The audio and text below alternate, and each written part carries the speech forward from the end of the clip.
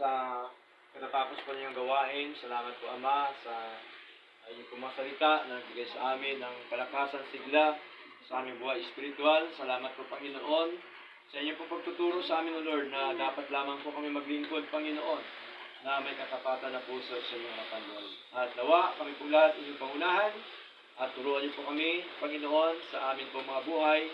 Sa araw-araw po namin ginagawa, Panginoong Diyos, nawa ay kayo po ang siyang lagi namin uunahin, Panginoon, bago po ang lahat ng mga bagay, sapagkat napakahalaga, O Diyos, na kayo po ang siya naming inuuna sa aming mga buhay, Lord. At salamat po sapagkat patuloy niyo rin po kami tinuturuan na kayo po ay aming ibigin ng aming buong puso, ng aming buong kaluluwa, ng aming buong lakas at ng aming buong kaisipan, Panginoon. Salamat po, Diyos, na marami sa lahat. At salamat din po sa mga kapatid na inyo pong dinala sa inyong gawain sa lugar na ito. Salamat po sa kanilang mga buhay at salamat po sa kanilang patuloy na paglilingkod sa inyo.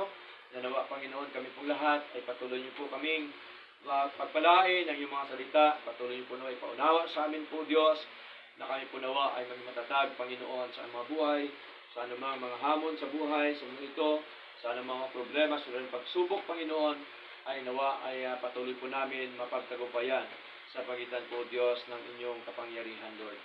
Maraming po salamat po, Lord God, at Panginoon, amin din pong dinadalain po sa inyo, Diyos, na nawa, manindigan po kami ng inyong mga salita, ng inyong mga aral, Panginoon, sino man ang aming kaharap, nawa, O Diyos, ay manatili kami, Panginoon Diyos, sa inyong pong mga salita, at ang mga salita niyo lamang po, Panginoon, ang siya naming paghawakan at amin pong panindigan sa aming paglilingkod na ito.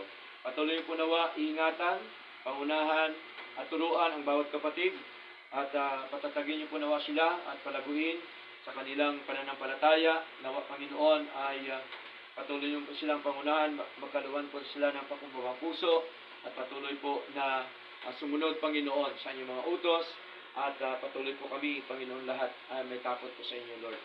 Salamat po na marami, at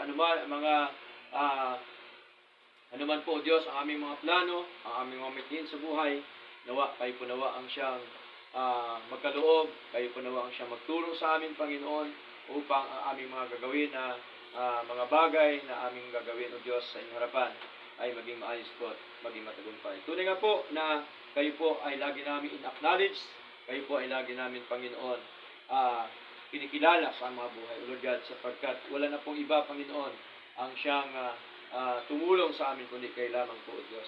Patuloy mo kami lahat tulungan, patuloy mo kaming lahat turuan, Lord, pagpalaan niyo po nawa ang buhay ng bawat isa, at nawa, Panginoon, patuloy po ang iyong gawain sa lugar na ito ay manatili, at nawa, palaguin niyo po nawa, patatagin, Panginoon, at kami din po dinadalain po sa inyo, nawa, kayo pa po nawa ang siya magdala ng inyong po mga tupa sa inyong gawain po, Diyos. Nawa ay marami pa po kami masiran ng iyong mga salita sa dakong ito at ang lugar na ito, Panginoon.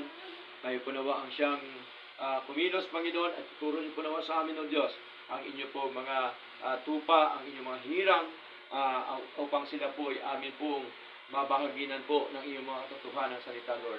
Salamat po na marami, O Lord God, at tunay nga po, Panginoon, patuloy niyo rin pong pangunahan ang buong sambahan po ito, at ang bawat buong sambahayan, bawat kapatid, mga mahal sa buhay, patuloy mo sila ingatan, gabayan, at proteksyonan, Panginoon, at nawa, O Diyos, ay patuloy po pagpalain ang bawat isa, O Lord God. Salamat po, at amin po itong tinatagubilin po sa inyo, at amin po ipinakatiwala po sa inyo, Panginoon.